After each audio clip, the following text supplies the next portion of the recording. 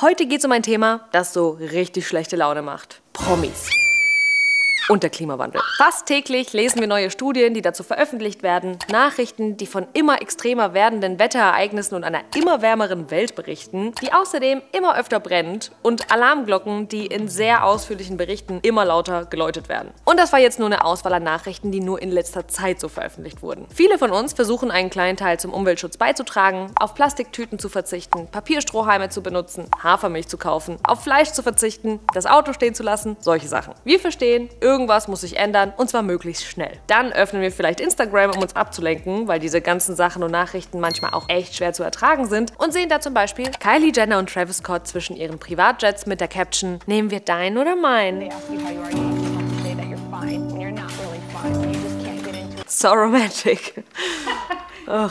Dieser Post hat ziemlich viele Leute aufgeregt und ziemlich viele Diskussionen losgetreten. Es geht um Stars, die Privatjets für lächerlich kleine Entfernungen benutzen und deswegen als Klimakriminelle bezeichnet werden. Studien, die diese Klimasünderinnen und Sünder in einer Liste nach dem höchsten Privatjet-CO2-Ausstoß ranken, damit wir schön sehen können, wer auf Platz 1 ist. Leute, die sich dann auf diese Promis stürzen oder grundsätzlich diese Studie und Diskussionen drumherum kritisieren. Stars, die sich rechtfertigen und wie immer ganz viel dazwischen. Ich wollte mir das Ganze mal genauer anschauen, weil ich wissen wollte, ist es gut, dass wir endlich den luxuriösen Leben... Hey, da ist jetzt eine Fliege durchs Bild geflogen. Stil nicht meine Show! Ist es gut, dass wir endlich den luxuriösen Lebensstil der Stars hinterfragen? Spoiler, ja, ist es. Und kann es sein, dass da vielleicht trotzdem auch ein bisschen mehr hinter diesen Studien und Diskussionen steckt, als man vielleicht denkt? Spoiler, auch ja. Ich würde sagen, let's go. Fangen wir mal ganz von vorne an. Die Kardashians sind ja schon noch ein bisschen bekannt dafür, nicht mehr so realitätsnah zu sein, sage ich jetzt mal. Zum Beispiel, wenn die Autowaschanlage für sie zur Attraktion wird. This is like Disneyland. What? This is such a tourist attraction. This is the best $12 we've ever spent. Oder sie versuchen anscheinend das erste Mal überhaupt Gurken zu schneiden. I don't know, I'm kind of scared. There you go.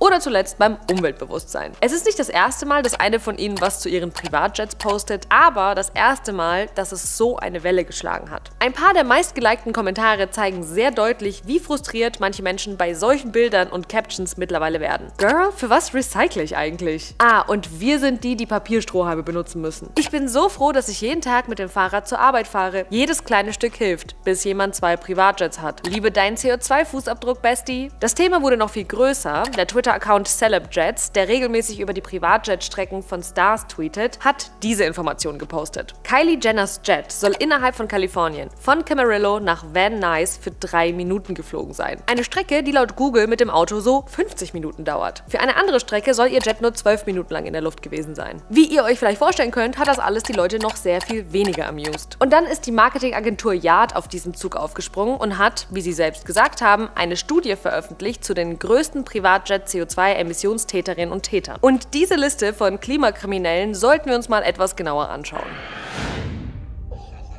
Eins vorweg, Kylie Jenner war bei der Liste nicht mal auf Platz 1, sondern auf Platz 19. Das hier ist die Liste unserer Klimaverbrecherinnen und Verbrecher und ganz an der Spitze ist Taylor Swift. Und es hat für sie vor allem eine Sache bedeutet.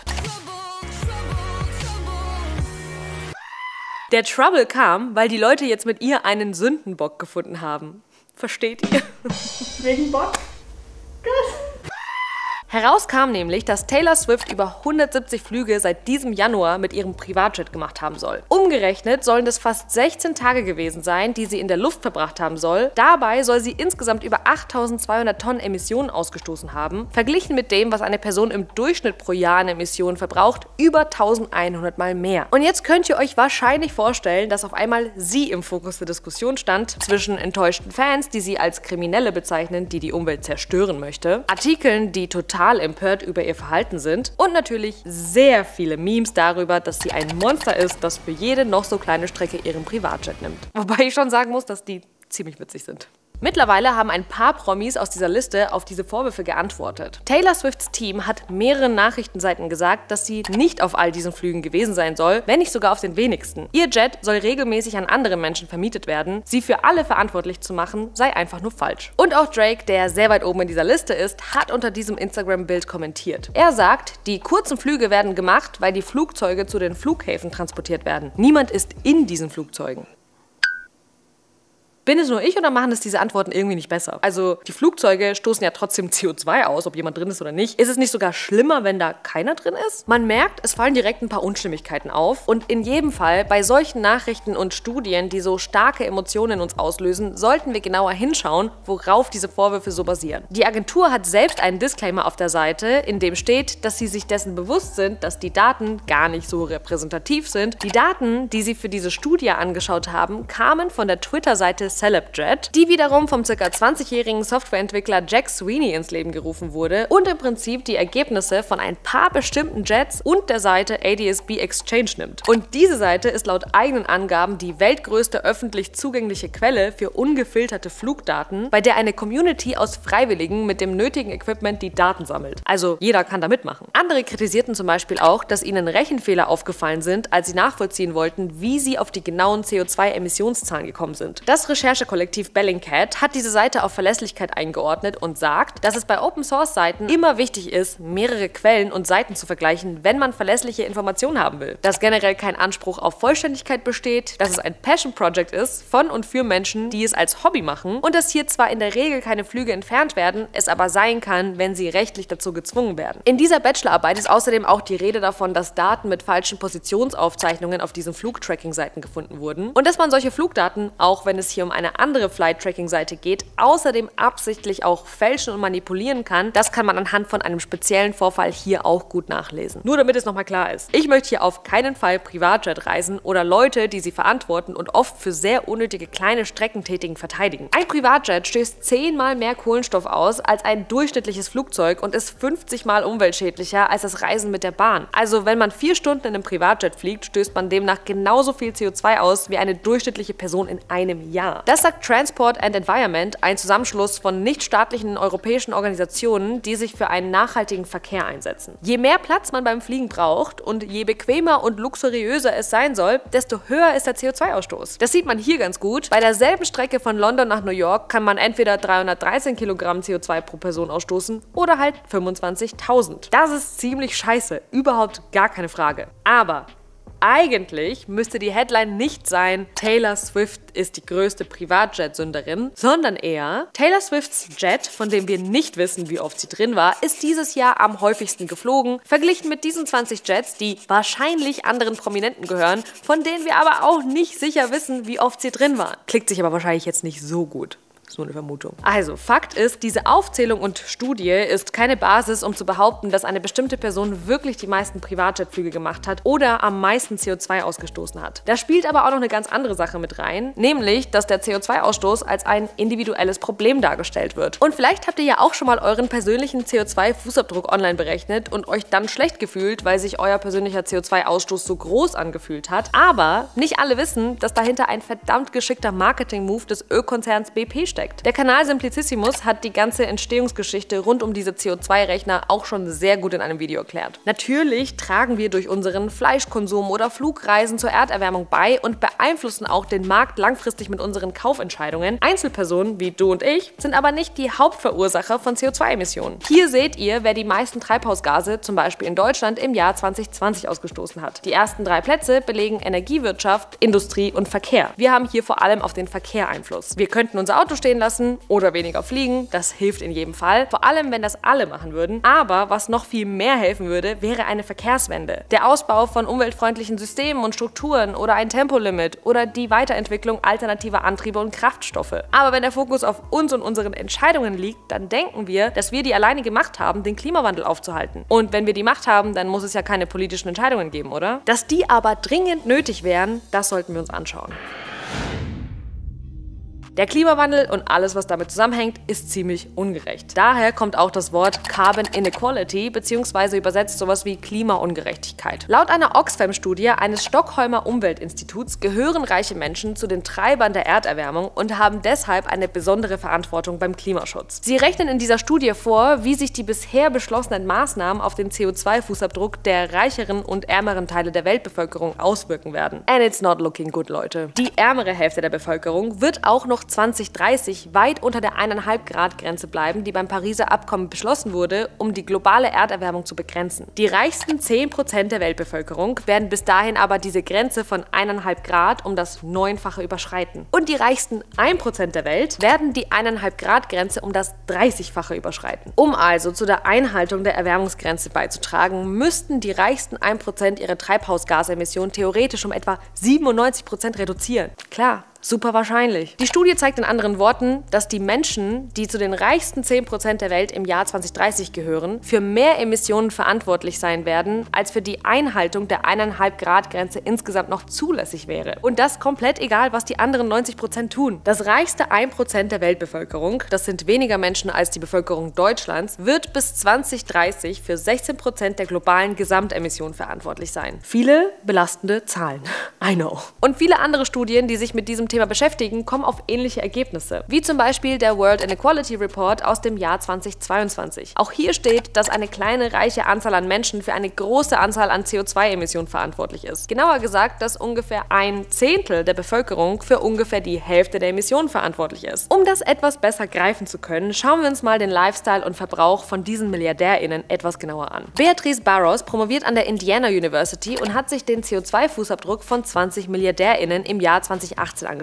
Soweit zumindest möglich. Das war nämlich gar nicht so einfach, weil es ja keine Pflicht gibt zu melden, wie viel CO2 man so ausstößt, und die meisten Superreichen versuchen, ihren CO2-Ausstoß bedeckt zu halten. Aus einem mysteriösen Grund. Zum Beispiel hat sie sich mal Oligarchen Roman Abramovich angeschaut. Ein Mensch in Indien, einem Land mit vielen Menschen, die in Armut leben, hat im Jahr 2018 im Durchschnitt so 2 Tonnen CO2 ausgestoßen. Ein Mensch aus Amerika, einem reichen Land, ist schon bei so 15 Tonnen. Deutschland wäre hier übrigens so bei 8 bis 9 Tonnen. Und Abramovich, einer der reichsten Menschen der Welt, ist so bei 31.000 Tonnen. Damn. Er hat halt aber auch zum Beispiel eine Superjacht mit Helikopterlandeplätzen und Pools, also auf dieser Yacht. Wer braucht sowas? In dieser Grafik sieht man die Emissionen der MilliardärInnen im Vergleich, und ich finde, hier wird nochmal klar, wie schlimm eigentlich Yachten sind. Noch absurder wird das alles, wenn man das mal vergleicht und in Relation setzt zu ganzen Nationen. Tuvalu in 2018, the whole country was responsible for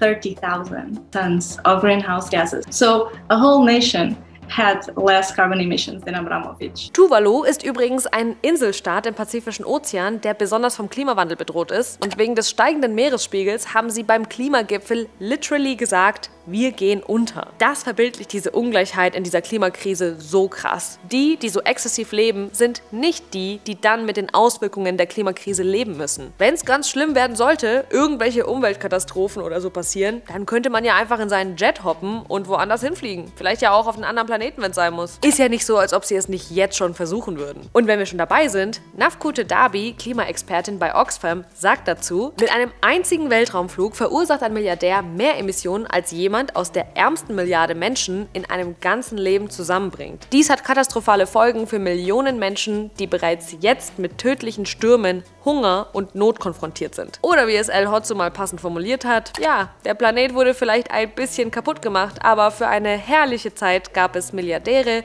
die auf unsere Kosten ins All geflogen sind. Es war nicht alles schlecht.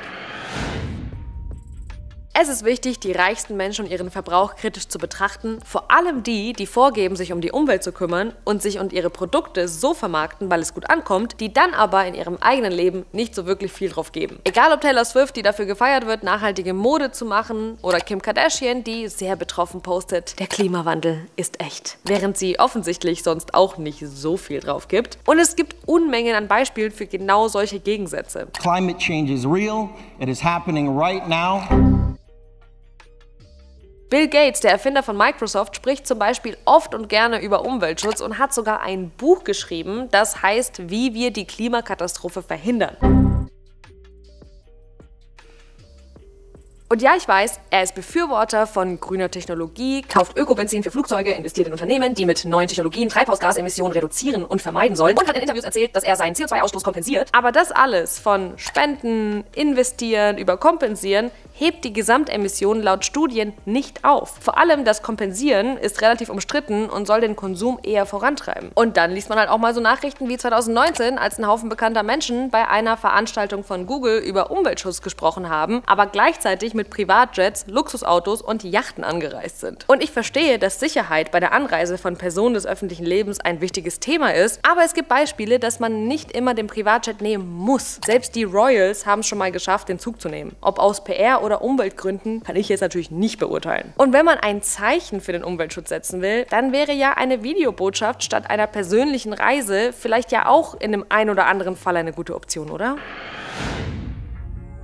Jetzt fragt ihr euch vielleicht, wieso ich mir doch im Endeffekt persönliche CO2-Fußabdrücke von reichen Menschen angeschaut habe, obwohl ich ja eigentlich gesagt habe, Einzelpersonen wie du und ich sind aber nicht die Hauptverursacher von CO2-Emissionen. Wie ihr euch vielleicht denken könnt, geht es bei den Superreichen nicht um Einzelpersonen wie dich und mich. Das sind teilweise Menschen mit einem enormen Einfluss, der größeren Entwicklungen und Entscheidungen im Weg stehen könnte. Das sagt auch Anisha Nazareth. Sie ist Wissenschaftlerin am Stockholm Environment Institute und untersucht dieses Ungleichgewicht von Emissionen und hat in einem Interview das hier dazu gesagt. Things like space travel and private jets and yachts and stuff are absurd. But a bigger problem is really the way they exert political influence through campaign donations and influence in general on the lifestyles of everybody else. Der Wissenschaftler Stefan Gößling, der sich in einer Studie mit den globalen Auswirkungen vom Fliegen und dem Klimawandel beschäftigt hat, kritisiert, dass ein großer Teil des privaten Flugverkehrs mit kleineren Flugzeugen von der nationalen und internationalen Klimapolitik einfach nicht berücksichtigt wird. Privatjets sind vom Emissionshandel der EU ausgenommen und Kerosin soll bei ihnen auch zukünftig, zumindest weitgehend, nicht besteuert werden. Aber genau diese Leute, die zu den obersten Prozenten der reichsten Menschen gehören, die könnten theoretisch auch Teil der Lösung sein. Transport and Environment sagt zum Beispiel, dass sie dazu beitragen könnten, indem sie die Entwicklung umweltfreundlicherer Technologien finanzieren, die Innovation beschleunigen und so sauberen Luftverkehr für alle ermöglichen könnten. Es gibt aber noch mehr Lösungsvorschläge, die regelmäßig gegeben werden, dass für die kurzen Strecken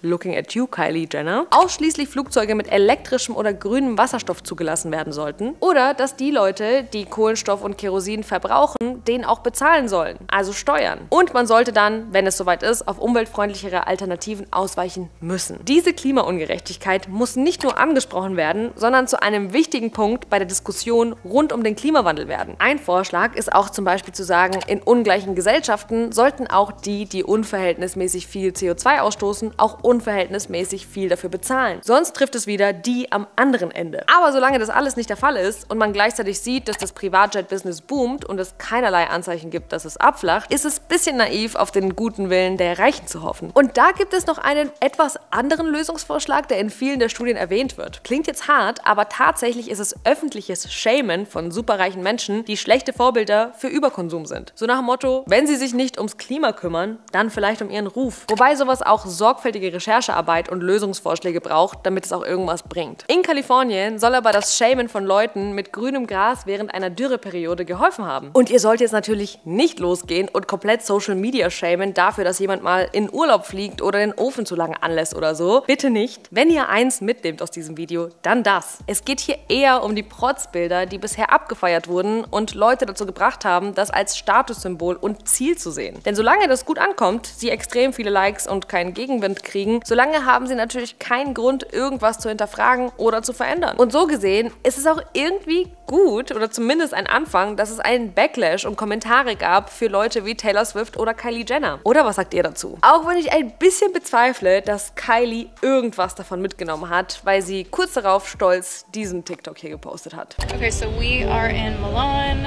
for 24 hours. Und ja, auch hierfür war sie mal wieder mit ihrem Privatjet unterwegs.